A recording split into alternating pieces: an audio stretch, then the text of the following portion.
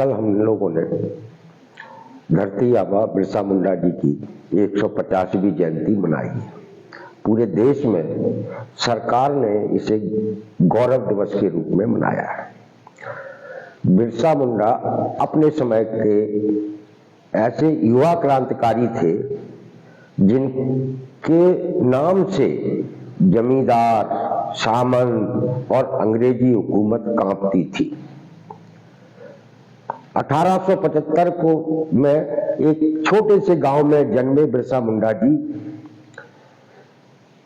इसके स्पष्ट विचारधारा थी और उन्होंने ही इस देश के अंदर पहली बार हमारे गांव में हमारी सरकार का नारा दिया था और यह एक विचार था जिसको लेकर वो ग्रामीण जनों को, जनजातीय समुदाय को संगठित कर रहे थे अन्याय, अत्याचार और शोषण के खिलाफ। महज 25 साल की उम्र में उनकी हत्या कर दी गई, उनको मार दिया गया।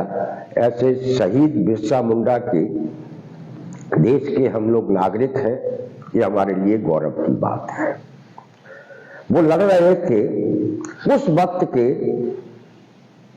शोषकों के खिलाफ, अत्याचारियों के खिलाफ, अन्याय करने वालों के खिलाफ।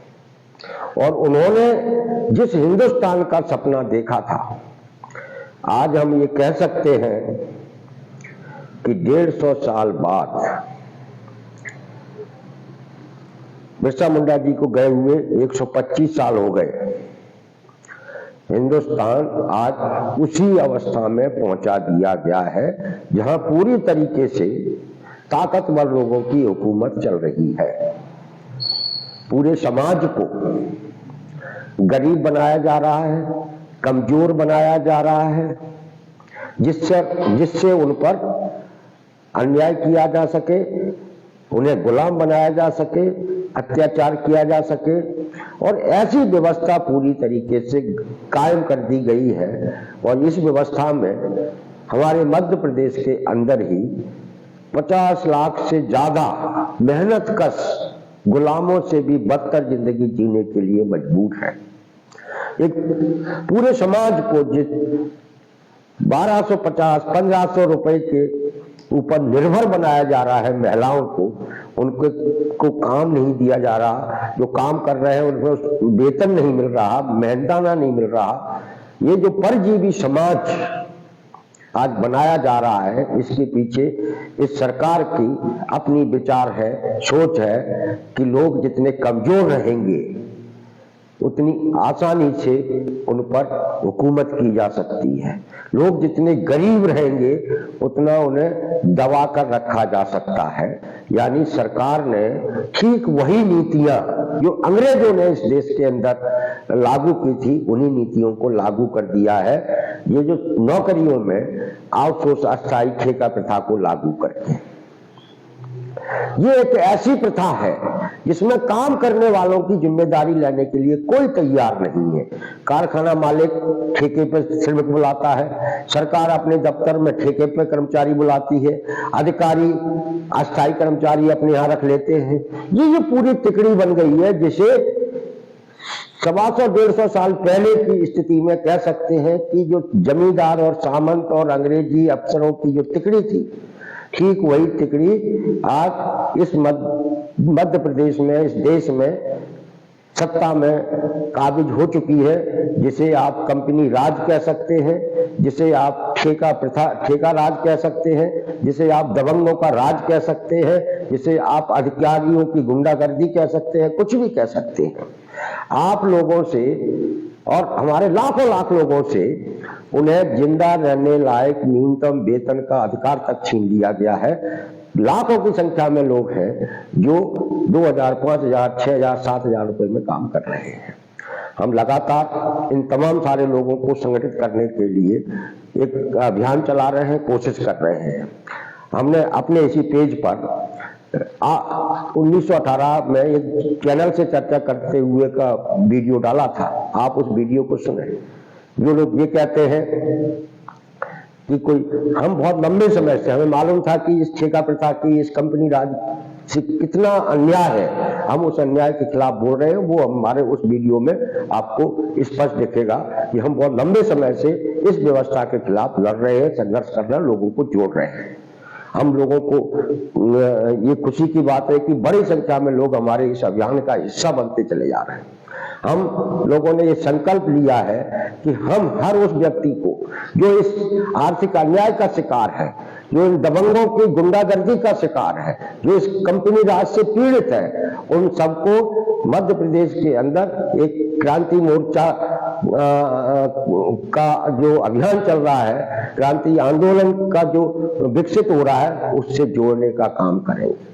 30 नवंबर को हम लोग इसमें बैठकर एक विस्तृत कार्य योजना बनाने वाले हैं और उस कार्य योजना के अनुसार हम इस अन्याय अत्याचारी व्यवस्था को उखाड़ फेंकने के लिए ऐसे क्रांतिकारियों का चयन करेंगे जो इस व्यवस्था को बदलना चाहते हैं। और हम लोगों ने पहले भी कहा था, इस अन्याय और अत्याचार के खिलाफ मध्य प्रदेश में संघर्ष खड़ा हो चुका है, कहीं से भी हो। लेकिन अब लोग बोलने लगे, जो आउटसोर्स के बारे में, अस्थायी कर्मचारियों के बारे में कभी ज्ञापन नहीं देते थे, वो लोग भी, वो संगठन भी अब ज्ञापन देने के लिए आने लगे हैं। वो ज्ञापन देंगे, रैली निकालेंगे, धरना देंगे। मुद्दा क्या होगा? आप लोगों की मांगे होंगी। लेकिन ये अभियान सिर्फ संगठन सिर्फ इसलिए कर रहे हैं कि आपके अंदर जो गुस्सा है, उस गुस्से को ठंडा करने के लिए इस तरीके के अभियान चलाए जाते हैं।